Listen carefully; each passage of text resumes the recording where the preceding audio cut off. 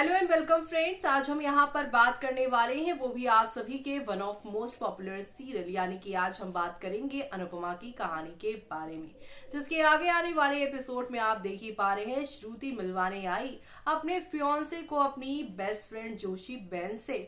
लेकिन यहाँ पर क्या पता श्रुति को कि जिस जोशी बहन से वो अपने फियांसे एके को मिलवाने आई हैं, उन दोनों का तो जन्मों जन्मांतर का रिश्ता रह चुका है।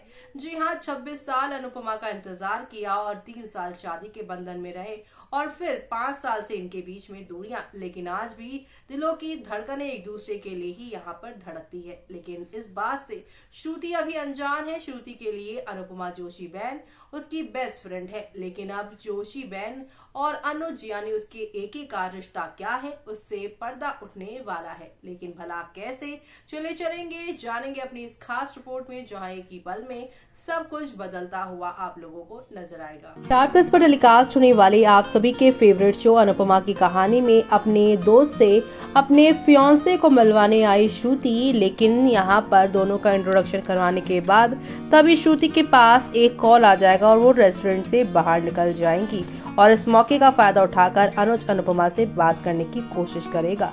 लेकिन अनुपमा वहां से आध्या की वजह से उनकी बातों को, जो उन्होंने कहा था कि मेरे पॉप्स और मेरे बीच में कभी मत आइएगा, तो वो वहां से चली जा रही होती है। लेकिन यहाँ पे अनुज उसका हाथ पकड़ के कहता है मुझे तुमसे कुछ बात कहनी है और ऐसे में अब यहाँ पर वो उसकी बात सुने बिना वहां से चली जाएगी और यहाँ पर खिड़की से शीशे से वो अनुपमा को निहारता नजर आएगा। ऐसे में अनुपमा अनुज की बेबसी देखने के बाद उसके पास आएगी और उसे गले से लगा लेने वाली है और अब तभी कॉल जैसी कट होगा वैसे ही श्रुति अंदर आएगी। अनुज अनुपमा गले मिले हुए हैं, इसी से यहाँ पर पता चल जाएगा अनुज कि ये एक्स वाइफ है। ऐसे में अब शो में आप सभी को यहाँ पर एक दो नहीं बल्कि काफी सारे टर्निंग पॉइंट के साथ चीजें आगे की ओर आप लोगों को जाती हुई दिखाई देने वाली है, क्योंकि अब फाइनली श्रुति के आंखों के सामने सच आ जाएगा कि अनुज इन दिनों इमोशनली इतने ड्रेन क्यों चल रहे थे और उसे समझ में आ जाएगा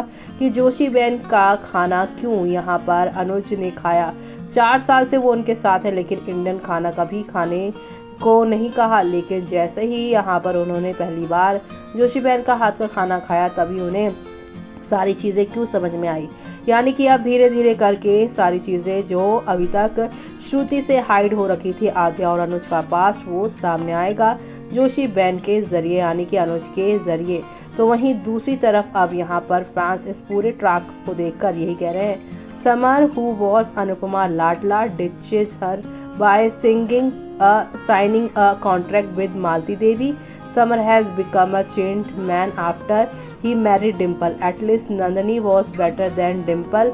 Sahan will become a awesome pair. Adya behavior toward Anupama needs to understand her pain and hurt, all given by her mother who she loves most. Anu never left her mother duty towards her bio-adult kids even after divorce from V. Remarry from Anuj and getting lots of insult continues from यहाँ NTNP but CA who loves her mother most। जी हाँ, यहाँ पर fans ने बड़ा अच्छा सवाल किया है कि वनराज को डिवोर्स देने के बाद भी अनुपमा ने अपने जो माँ वाले फर्ज थे कभी भी जो है पारितोष या फिर पाकी या समर के लिए नहीं छोड़े। इतना कुछ उन्होंने यहाँ पर सहा, लीलाबा, वनराज के ताने सबके सुने। इवन यहाँ पर काव्या ना जाने अपने बच्चों की भी कितने ताने सुने उन्होंने, लेकिन कभी भी अपने सगे बच्चों की जिम्मेदारियां से वो दूर नहीं हटी। लेकिन यहाँ उन्होंने अनुज को डिवोर्स क्या दिया, वो तो यहाँ पर वो छोटी अन्नू को भी भूल गई और यही चीज़ उन्हें काफ़ी ज़्यादा हर्ट की है। माँ ने तो उस दिन हादसे के दौरान लास्ट में बचा ही बचाया, लेकिन इतने टाइम उन्होंने उसे जो इग्नोर किया वो भी काफ़ी ज़्यादा हर्ट हुआ है छोटी अन्नू को। Paritosh is a spineless guy who lives in the penthouse given by his mother-in-law. He does not take any responsibility towards Kinjal and Pari. Kinjal deserves a better husband than Paritosh. Paritosh had cheated his wife. Instead of apologizing, he shamelessly support himself. On the other hand, Kinjal was a responsible woman who loved Paritosh selflessly but the same Paritosh turn out to be a cheater. Very bad script and यहाँ पर fans यही कह रहे हैं कि very bad script इसलिए क्योंकि अनुपमा का कोई भी बच्चा उसके लिए परफेक्टली नहीं है। हर कोई अनुपमा के लिए ही दोष निकालता है, लेकिन छोटी का जो यहाँ पर रीज़न है अनुपमा से दुखी होने का बिल्कुल सही है और हमेशा अनुपमा ने छोटी को इग्नोर किया है और यहाँ पर उनको अनुज के सवालों की वजह से प्रॉब्लम हुई थी। उन्हें लग रहा था कि पूरी दुनिया सवाल कर सकती है, अनुज ने उनसे सवाल कैसे कर लिया, उनकी यहाँ पर ममता पे कैसे सवाल उठा दिया, उसे डिवोर्स भी दिया और छोटी अनु को भी हमेशा हमेशा के लिए छोड़ दिया।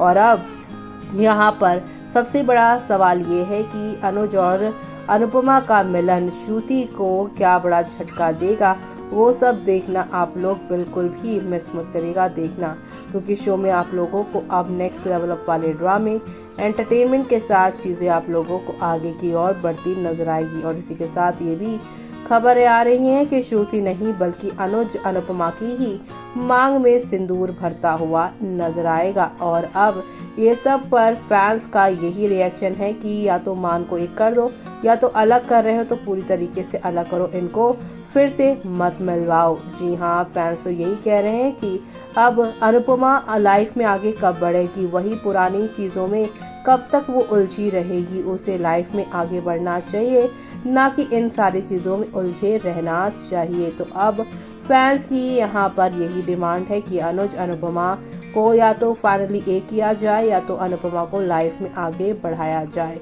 अब आगे और क्या क्या होने वाला है और किस तरीके से शो की कहानी आगे की ओर बढ़ेगी, वो सब देखना आप लोग मिस मत करेगा देखना। अपकमिंग एपिसोड में देखना काफी इंटरेस्टिंग होगा। अनुज अनुपमा मिलते हैं या फिर श्रुति इन दोनों को हमेशा हमेशा के लिए अलग कर देगी अपनी अनुज से शादी करके। तो देखा आपने कि शो के आगे आने वाले एपिसोड में आप लोगों को कितना कुछ यहाँ पर इंटरेस्टिंग देखने को मिलेगा। श्रुति जहाँ इन्हें दोबारा से मिलवा कर जाएगी, जो अनुज को चाहिए था वो श्रुति ने उन्हें दे दिया, लेकिन यहाँ पर जब यहाँ पर कॉल कट होने के बाद श्रुति अंदर आएंगी और देखेंगी कैसे यहाँ पर फूट फूट कर अनुज और अनुपमा एक दूसरे की बाहों में रो रहे हैं, तब यहाँ पर उसे समझ में आएगा कि इन दिनों यहाँ पर अनुज इमोशनली इतना ड्रेन, इतना इनबैलेंस क्यों नजर आ रहा था, क्यों सपनों में अनुपमा अनुपमा चिल्ला रहा था, क्यों आद्या यहाँ पर जल्द से जल्द उसकी और अनुज की शादी करवाना चाह रही थी। तमाम सवालों के जवाब श्रुति को आने वाले हफ्ते में मिलने वाले हैं और वो सब देखना आप लोग शो के आगे आने वाले एपिसोड में देखना